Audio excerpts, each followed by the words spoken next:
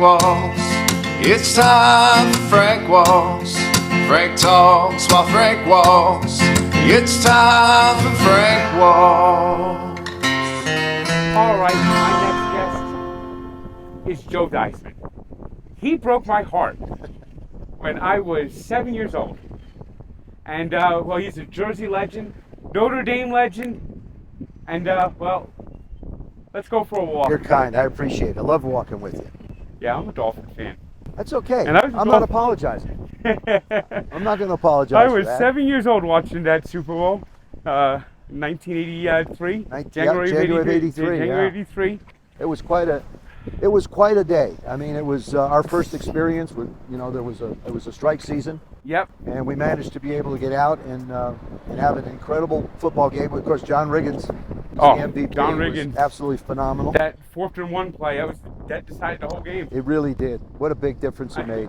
But you've been on an unbelievable journey too, though. Yeah, it was 5:20, and that's how high the scale went at the doctor's office in 2015. Well, I'm curious.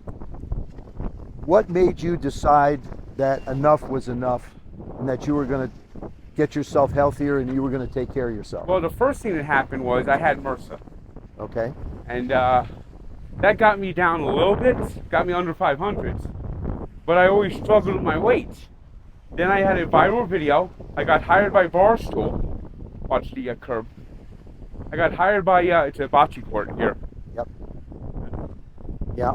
And so I got hired by Barstool part-time. Uh-huh. And I started having people help me at Barstool, like Stu Feiner help. Then the pandemic hit, and I went back to 469. Wow. And I started walking more, and it's been up and down here and there, but the real thing started a couple of years ago. I went to a game, Notre Dame, against Ohio State. Uh-huh. And a national championship game? No.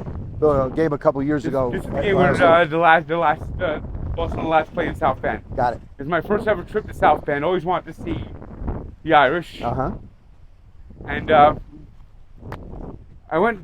had to park far to get to the stadium from where we were set up. So walking across the campus, we started talking. Goes, why don't you walk more? You can probably lose some weight. And a week later, the streak started, and it's over 600, heading to 700, and I have not missed a day. Rain, snow, sick. I had sinus infection. I still walk. I had the flu. I had fevers. I still walk. Cold. Hottest days. Rain. How far do you walk a day? I'm now up to about 20,000 steps a day. Wow. And when I started, my goal was trying to get close to 10. Now it's. I want to get 15 at the very least. Wow. And I'm shooting for 20,000 a day. Oh man, it's so great. You're such an inspiration to me to be in the situation you were in and to make your mind up that you want to be better. To make your mind up you want to be healthier. To make your mind up you're going to stay with it. Now a lot of people do a lot of things. They get committed and then all of a sudden they get distracted. Oh yeah, the distractions are always there. But yet you continue to fight the fight, and I think it's fantastic. Well, I just think it's great that thanks. you do that. It really is.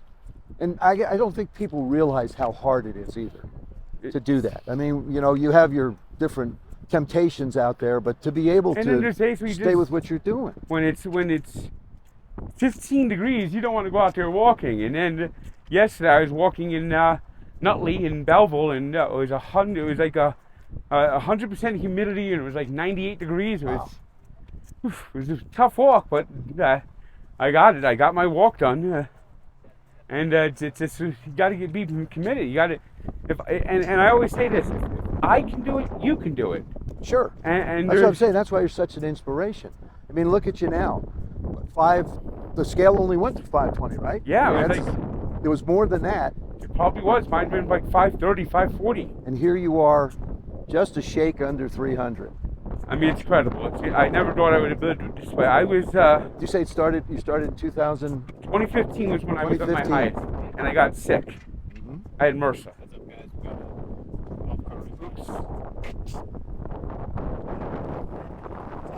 Hello. And I just there. That's great. So this is 40th anniversary is coming up of Lawrence Taylor. I don't know if you want me to bring it up or not. It's okay. It's not a problem. It's one of the most horrific injuries in NFL history that day, and they showed it like nonstop. I remember. I know, and I think it really changed the way, in honesty, I feel like it really changed the way that injuries are presented in football today. Today, somebody gets hurt, and they immediately go to a commercial. Yeah. And I think that's the right thing to do. They're going about it in the right way, and nobody needs to see what's happening all the time. You'll be informed by the announcers. People let you know what's going on. But there's a visual aspect to it that is very, I think, discerning for people. And so for me, it was like, I can't believe it's been 40 years. That's the thing that amazes me. It was just 5 days after my 10th birthday. Wow. So I remember that quite well. Well, it certainly changed my life. It really did. Well, you had a successful career, Sunday Night Football at ESPN. Loved my broadcasting career. My partners, Mike Patrick, who just passed away, who just lost Mike, and Paul McGuire, my other one, was another great one. Worked with Tony Kornheiser and Mike Tirico was there. Had great producers. What's fun about it, it really is a team of people that work so hard together. Everybody having a different thing, a different responsibility. Just like I know that, you have people that are encouraging you. Oh yeah, Mikey Betts, Shanks. People going all JJ Watt was basically like a big part of this. I mean, it's incredible. And JJ Watt, great guy, by the way. He was the first celebrity to actually walk with me. Was he really? Yep, and now we're getting bigger and better every day. And of course, your best years were with the Washington Redskins. Yep. Mm-hmm. Now known as Commanders. And one thing is, your coach was Joe Gibbs. Yes, he was. And I don't think he gets the respect he deserves in terms of I think to a degree, because he left football and went into NASCAR and had just as much success in NASCAR, if not more than he did in football. People sort of think about him in a different way. If it was just football, I think he would be where he belongs at the top. But because he sort of shares that a little bit, it really makes a world of difference. I think the perception. But Joe's an incredible guy. And how do you go from football into an entirely different world in NASCAR, and you have the same kind of success? Oh, and the great success. He's one of the top owners in the. That's why he is what he is. Incredible. I mean, but the fact that he won 3 Super Bowls in 8 years. Yep. With 3 different quarterbacks. Yep. 3 different running backs too. Yeah, it was incredible. I mean, don't let the Redskins get hot. That was how it always was back then. That's right. We get hot, look out. Look out. Well, good? Is there anything you want to promote, or? I'm good. Well, I got a book out there called How to Be a Champion Every Day. 6 Keys to Success. Talks about the world of sports, the world of business, and our own lives all parallel one another. Oh, I got to get that on Audible. I have it. Actually, the hardest thing I ever did, I did the audio for it. Oh, nice. And it's the hardest thing I've ever done in a media capacity or in an entertainment capacity, to be able to, because I talk fast, right? We're from Jersey, we talk fast. Yep.